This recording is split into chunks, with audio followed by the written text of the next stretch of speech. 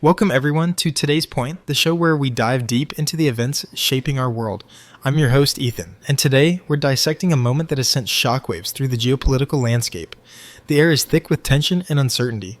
From ongoing conflicts to shifting alliances, it feels like the global order is in a state of flux. It's in times like these that a single meeting between two powerful figures can be a catalyst for monumental change. To help us navigate this complex terrain, I'm thrilled to be joined by a distinguished guest, a brilliant mind in foreign policy analysis, Ms. Olivia Chen. Olivia, thank you for being here with us. It's great to be here, Ethan. Thank you for having me. So, Olivia, the world is still buzzing about the highly anticipated and deeply controversial meeting in Alaska between Donald Trump and Vladimir Putin. This wasn't a standard diplomatic exchange, it was a private meeting with immense public consequences. The big question everyone is asking is whether this was a genuine step toward peace or a dangerous political maneuver. We're going to break down every angle of the story, from the direct outcomes of the summit to its ripple effects across the globe. We'll examine the claims from supporters who see this as a necessary negotiation, and we'll challenge those claims with the strong arguments from opponents who warn of the long-term dangers. Let's get right into it, beginning with... So let's dive right into the high-stakes meeting between Donald Trump and Vladimir Putin in Alaska. A lot of people are calling it a potential new beginning. What's the argument for that? Well, the proponents see this as a bold and necessary step. They argue that Trump, as a private citizen unbound by official diplomatic constraints, has a unique ability to talk directly with Putin. For them, this is a new deal, a pragmatic way to bypass the bureaucratic channels that haven't worked.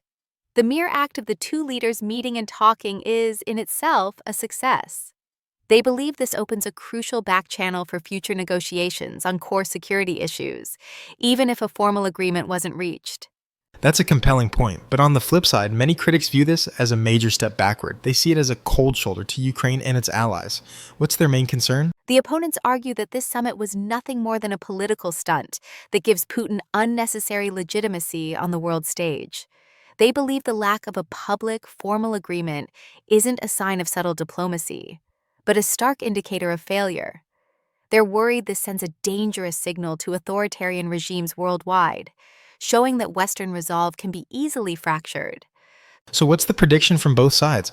Supporters predict that as the conflict drags on, the international community will eventually see Trump's initiative as a courageous attempt at peace. But the critics fear it will embolden Putin, encouraging him to double down on his military strategy and sow division among NATO and EU allies, potentially weakening the sanctions regime. Following the summit, Putin immediately went into a flurry of phone calls to leaders in Central Asia like Uzbekistan and Kazakhstan. What's going on there? Is this just a recap, or is there more to it? This is definitely more than just a simple recap. Proponents of Russia's foreign policy view this as a shrewd strategic move. They call it the Central Asian playbook. Putin wasn't just informing his allies. He was consolidating support and reaffirming the cohesiveness of a bloc of nations that share historical and security interests with Russia. So, in this view, he's showing the world that Russia still has a strong sphere of influence? Exactly. It's a clear message to Washington. Russia is willing to talk with the West, but it hasn't abandoned its allies. From this perspective, Putin is demonstrating that Russia remains the indispensable partner for security and stability in Central Asia. They predict this maneuver will strengthen regional cooperation, leading to new trade deals and joint security exercises.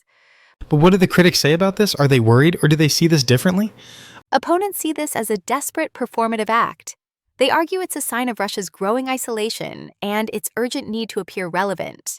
Rather than a position of strength, the calls reveal a deep-seated insecurity, as Putin feels compelled to personally reassure his allies that he hasn't been sidelined. So they're predicting that these countries won't just fall in line? Exactly. Critics believe Central Asian nations, while maintaining polite relations, will grow increasingly wary of being viewed as pawns. They predict these nations will quietly continue to diversify their alliances with countries like China and the West, viewing Putin's gestures as a last-ditch effort to cling to a fading imperial power. Let's talk about the big picture. How does this meeting and Putin's follow-up diplomacy create a domino effect that reshapes the global order? Proponents of the summit argue that any de-escalation in Ukraine could be a huge win. They foresee a future where sanctions on Russia are gradually eased, leading to the stabilization of global energy markets and easing inflationary pressures worldwide. In their view, this summit could become a model for future, less confrontational diplomacy, encouraging a return to a multipolar world where major powers solve problems directly, bypassing bureaucratic international bodies. So, a more stable, dialogue-based world. But what about the other side? What are they worried about? The opponents of the summit warn of a dangerous unraveling. They argue that by engaging with Putin outside of the established framework, Trump has weakened the collective security of Western alliances. The domino effect for them is one of fragmentation. It could sow discord within NATO, with some members questioning their commitment to a united front against Russia. And what's their ultimate prediction for the global order? They predict that this could undermine the very principles of international law. Other authoritarian regimes, witnessing the West's potential disunity, might be emboldened to pursue their own ambitions. They fear a more volatile and less predictable global landscape, where the rules-based order is replaced by a transactional system of power politics. For them, it could make the world a more dangerous place, with nations like China potentially encouraged to escalate tensions in their own regions. And with that, we've covered the core issues stemming from this pivotal moment. We've discussed the Alaskan summit and whether it was a bold step forward or a critical misstep. We've also dissected Putin's post-summit diplomacy, examining his strategic moves to solidify power in Central Asia. Finally, we looked at the potential domino effect this meeting could have on the global order.